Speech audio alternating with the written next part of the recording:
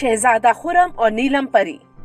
پیارے بچوں، ایک دفعہ کا ذکر ہے کہ ملک خاقان کے بادشاہ کی کوئی اولاد نہ تھی۔ اولاد کی خاطر بادشاہ نے بہت سی شادیاں کی۔ آخرکار ایک ملکہ کے ہاں بیٹا پیدا ہوا۔ بادشاہ بہت خوش تھا۔ اس نے شہزادے کا نام خرم رکھا۔ شہزادہ خرم جب جوان ہوا تو بادشاہ کو اس کی شادی کی فکر ہوئی، کیونکہ وہ بادشاہ کا اکلوتا بیٹا تھا۔ بادشاہ جلد از جلد اس کی شادی کرنا چاہتا تھا۔ اس کے لیے بادشاہ نے ایک خوبصورت شہزادی کا انتخاب کیا، جو نہ صرف خوبصورت تھی بلکہ خوبصیرت بھی تھی۔ شہزادہ خرم اکثر شکار کرنے جاتا تھا۔ ایک دفعہ شہزادہ خرم شکار کھیلتے ہوئے راستہ بھٹک گیا اور ایک ایسی وادی میں جہاں پہنچا جہاں اس کی ملاقات نیلم پری سے ہوئی۔ نیلم پری نے شہزادہ خرم کو دیکھ کر شادی کی پیشکش کی۔ جب شہزادے خرم نے انکار کر دیا تو نیلم پری کو بہت غصہ آیا اور نیلم پری نے اس پر کچھ پڑھ کر پھونکا تو شہزادہ خرم اڑتا ہوا دور جا گرا۔ وہیں اس کے جسم کے ہر حصے میں سوئیاں گھس گئیں۔ شہزادہ خرم کے محافظ جب اسے تلاش کرتے ہوئے اس وادی تک پہنچے تو انہوں نے شہزادے کو بے ہوش دیکھا۔ محافظ شہزادہ خرم کو اٹھا کر محل لائے۔ بادشاہ، ملکہ اور شہزادی نے جب شہزادے خرم کی سوئیاں نکالنے کی کوشش کی تو انہیں بجلی کا جھٹکا لگا۔ بادشاہ سمجھ گیا کہ یہ ان کے بس کا کام نہیں ہے۔ بادشاہ نے شاہی نجومی اور حکیم بلائے، مگر جو کوئی بھی سوئیاں نکالنے کی کوشش کرتا اس کا بھی یوں ہی حال ہوتا۔ آخرکار ایک نجومی نے فال نکال کر بتایا کہ شہزادے کی یہ حالت نیلم پری کے جادو سے ہوئی ہے اور اس کے یہ سوئیاں شہزادی کے سوا کوئی نہیں نکال سکتا۔ سب سے پہلے پیروں کی سوئیاں نکالی جائیں، پھر نیچے سے تمام جسم کی اور پھر آخر میں آنکھوں کی۔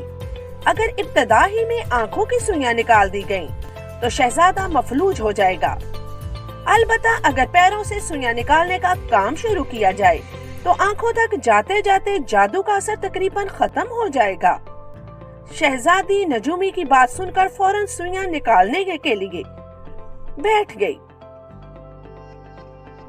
شہزادی کا کام سوئیاں نکالنے کا مہینوں کا تھا، کیونکہ شہزادے کے جسم میں بے شمار سوئیاں تھیں۔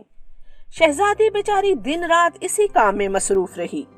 صرف کسی انتہائی ضرورت کے تحت شہزادے کے پاس سے اٹھتی، آہستہ آہستہ سوئیاں صاف ہو گئیں۔ نجومی نے یہ بتایا تھا کہ سوئیاں نکال کر آگ میں ڈال دینا، لہٰذا شہزادے کے کمرے میں ہر وقت انگیٹھی بھی جلتی رہتی تھی۔ شہزادی بیچاری گرم موسم میں بھی تپش برداشت کرتی۔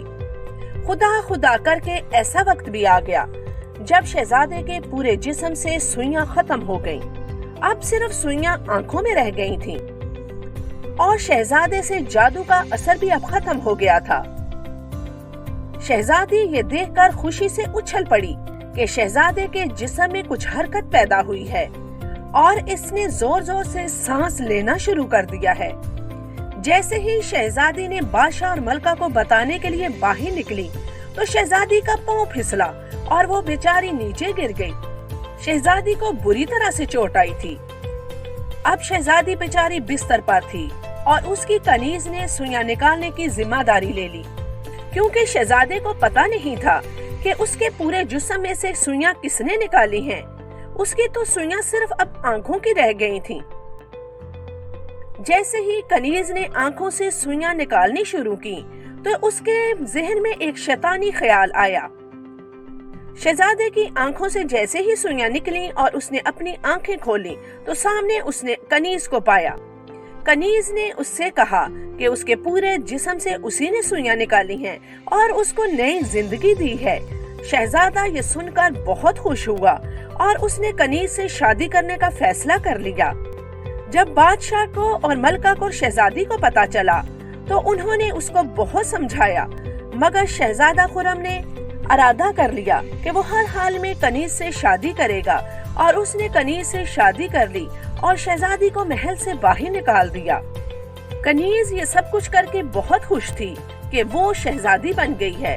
ایک دن اس نے اپنی پرانے ساتھی کنیز کے ساتھ باتیں کر رہی تھی کہ کس طرح سے اس نے شہزادے کو بے وقوف بنایا ہے اور وہ شہزادی بن گئی ہے۔ شہزادے نے پیچھے سے آ کر ان کی تمام باتیں سن لی۔ شہزادے کو بہت غصہ آیا۔ اس نے فوراً کنیز کو زندان میں ڈالنے کا حکم دیا اور اپنے والدین اور شہزادی سے معافی مانگی، اور وہ محل میں تمام ہنسی خوشی رہنے لگے۔ تو پیارے بچوں، اس کہانی سے ہمیں سبق ملتا ہے کہ جھوٹ کا پردہ ہر حال میں کسی نہ کسی دن فاحش ضرور ہوتا ہے، اور اصل حقدار کو اس کا حق ملتا ہے۔ اللہ سچ بولنے والوں کی ہر قیمت پر مدد کرتا ہے اور خوشیاں دیتا ہے۔